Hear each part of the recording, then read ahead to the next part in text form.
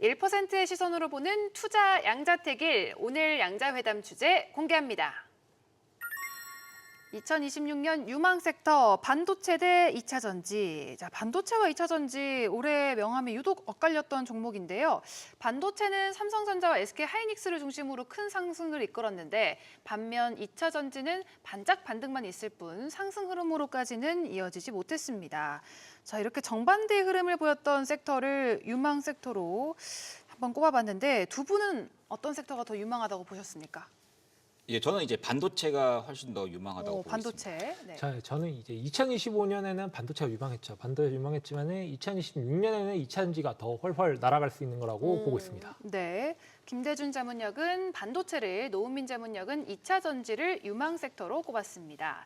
자, 일단 반도체 관련 종목들이 올해 큰 상승을 만들었잖아요. 예. 그렇기 때문에 또 지금이 고점이 아닌가 하는 생각이 좀 들 것 같거든요. 더 올라갈 수 있다고 보시는 건가요? 사실 이제 그 한국의 반도체는 오른 게 아닙니다. 예, 미국의 반도체 주식들은 이제 크게 올랐는데 네. 가장 큰 이유 중에 한 개가 그 AI 반도체의 네. 그 수혜를 갖다가 뒤늦게 좀 받아서 전통적인 메모리 반도체가 한국이 강점을 가지고 있죠. 네. 이 분야가 지금 2025년 2분기부터 돌아섰습니다. 네. 그러니까 이 사이클은 적어도 2년 사이클이거든요. 그래서 그런 것을 감안했을 때 이제 얼마 안 됐잖아요. 1년도 안 됐습니다. 지금 메모리 경기가 돌아선 지. 네. 그래서 내년까지는 이제 상승룸이 열려 있다. 네. 이렇게 보시는 게 맞겠습니다. 지금도 고점이라고 생각했는데 이렇게 들으니까 또 더 올라갈 것 같기도 합니다. 근데 제가 여기서 좀 반박을 하자면은 네. 지금 이제 삼성전자, SK하이닉스 좀 이제 못 올라갔다고 얘기하는 거는 이제 삼성전자 같은 경우는 HBM에 대한 이제 엔비디아 퀄테스트에 대한 통과가 늦었기 때문에 그만큼 못 올라갔다라는 부분이고 물론 네.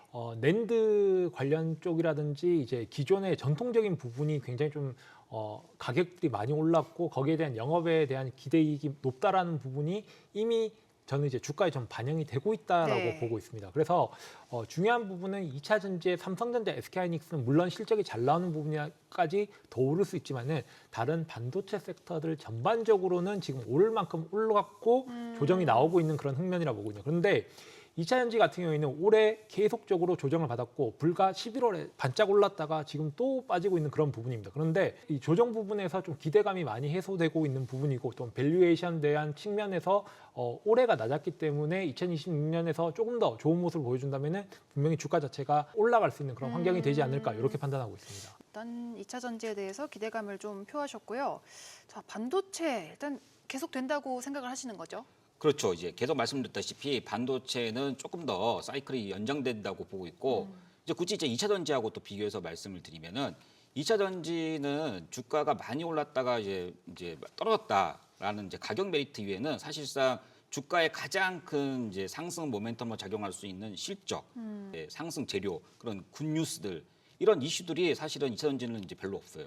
왜냐하면은 최근에 이제 계약 해지 뉴스가 너무 크게 나옵니다. 그러니까 ESS의 일정 부분을 상쇄할 걸 갖다 더 넘어서 악재가 해지 뉴스가 너무 많이 나와서 실적도 안 되고 그다음에 2차 전지는 실질적인 내러티브도 그렇게 약하고 해서 그거보다는 이제 반도체가 실적되고 그다음에 모멘텀 맨날 이제 그 뉴스에서 좋은 뉴스만 나오잖아요. 아직까지 이제 그 살아 있는 거죠. 모멘텀이. 그러니까 실적되고 모멘텀되고 또 이제 그 수급도 이제 아직은 괜찮아질 것으로 보고 있기 때문에 네. 삼박자가 딱 맞아떨어진 섹터가 반도체 빼고는 없는 것 같습니다. 네. 예.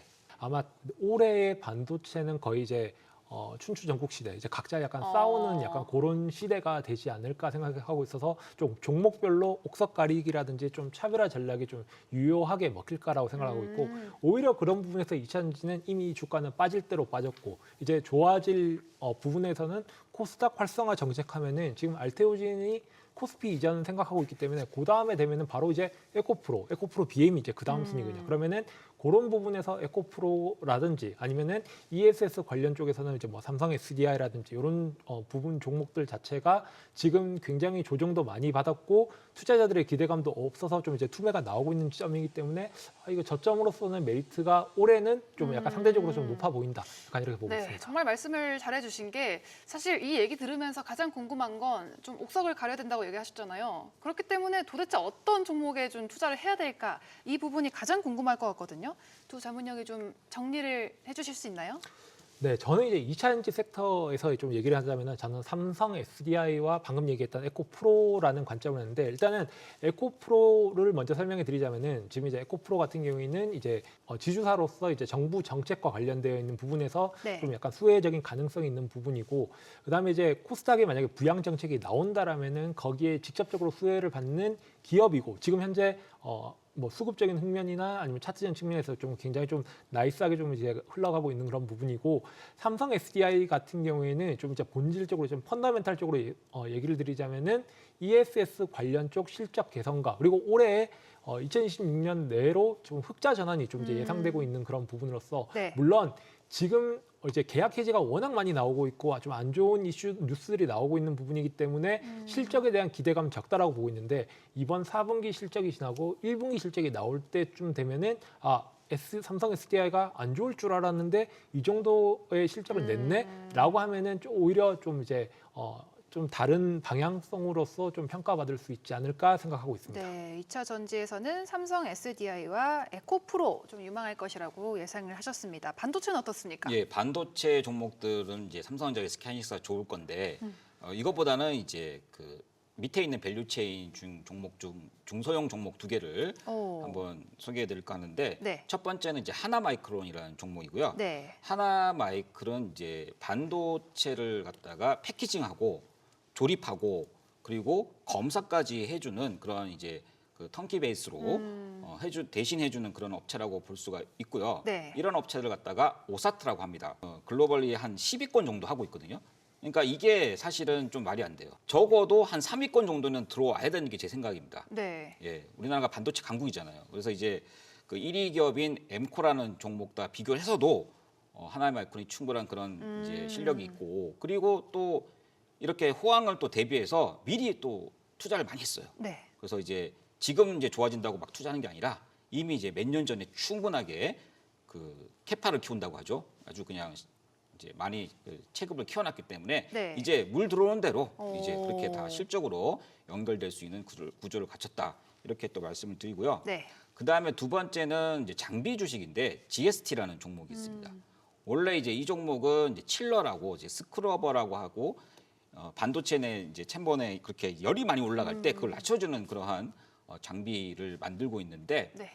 중요한 거는 이제 삼성전자, SK하이닉스, 마이크론 테크놀로지까지도 납품을 하면서 TSMC까지 이렇게 글로벌 고객을 다변화시켰다는 것은 네. 굉장히 반도체 기업으로서 매력 있는 부분입니다.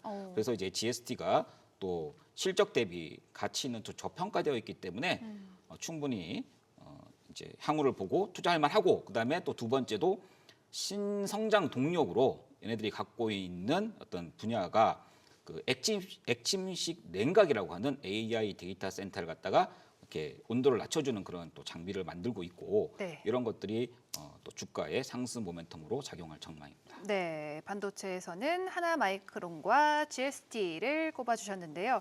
자, 이렇게 유망한 종목까지 한번 들어봤습니다. 자, 2026년 유망 섹터로 뽑힌 반도체와 2차 전지의 전망을 더 들어보고 싶은데 일단 각자 뽑은 섹터에 대해서만 얘기를 하다 보면 좀 너무 좋게만 말할 수 있으니까 한번 서로 바꿔서 좀 이야기를 해보는 건 어떨까요? 예, 2차 전지 같은 경우에 먼저 제가 말씀드리면은 네. 분명한 건 메리트가 있습니다. 네네. 또 2025년도에도 이게 수급이 계속 이제 반도체나 뭐 이런 쪽으로 가지 않고 2차 전지 같이 또 바닥에 있으면서 수급이 또 이제 들어올 때는 갑자기 또 올라가는 경우가 있었고 네. 또 2차 전지 같은 경우는 그렇게 또 그 숏 포지션이 많아요. 공매도 포지션이. 그걸 갖다가 이제 올라갈 때 빨리 이제 환수를 해야 되거든요. 네. 공매도 환수 그다음에 그걸 또 인해 가지고 주가가 쭉 올라갈 때 그런 그 현상이 자주 이제 목격이 되기 때문에 네. 2차 전지 같은 경우에는 또 트레이딩을 하면서 이제 수급이 딱 몰릴 때가 있습니다. 그 타점을 잘 받아서 이제 매매를 하면은 좋은 성과를 얻을 수도 있고 그리고 말씀하신 대로 2차 전지에서는 이제 ESS가 이제 뜨는 분야이기 때문에 그쪽 위주로 종목을 선별하는 것이 좋겠다는 판단입니다. 오, 네. 이렇게 반대 입장에서 들으니까 더욱더 강점이 느껴집니다. 자, 그리고 김대준 자문역이 계속 이 반도체 계속해서 더 올라갈 것이다 이 얘기를 해주셨잖아요. 이 부분은 좀. 네, 저는 근데 반도체 계속적으로 올라갈 게 삼성과 SK 하이닉스가 계속적으로 올라갈 거라는 부분은 동의합니다. 왜냐하면 이제 실적이 계속적으로 잘 나오고 그만큼의 HBM 관련된 역량은 가지고 있는 부분이기 때문에 그런데 작년에 반도체는 어떤 종목이든 무조건 반도체면 담아 약간 이런 식의 투자 방법이었다면은 네. 지금의 반도체는 조금 이제 실적이라든지 주가를 한 번은 확인을 해야 되는 시기를 하지 않았나라고 네. 생각이 들고 브로드컴 실적이 나오면서 팹리스 관련 쪽이라든지 이런 설계 관련 쪽에 대한 실적이 잘 나올 수 있는 부분을 확인했기 때문에 올해는 그런 부분이 조금 더 포인트 받지 않아서 AI 시장에 대한 확대에 있어가지고 그런 옥석 가리기에 따른 이런 옥석을 찾는 게 올해 가장 중요한 점이 되지 않을까 이렇게 판단하고 있습니다. 네, 이렇게 반대 입장에서도 전망에 대해서 한번 이야기를 해봤습니다.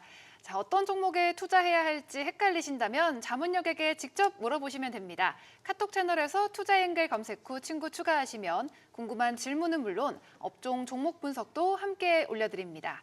오늘 공개한 시선 고정주도 지금 공개 중이니까요. 빨리 들어오셔서 확인하시길 바랍니다.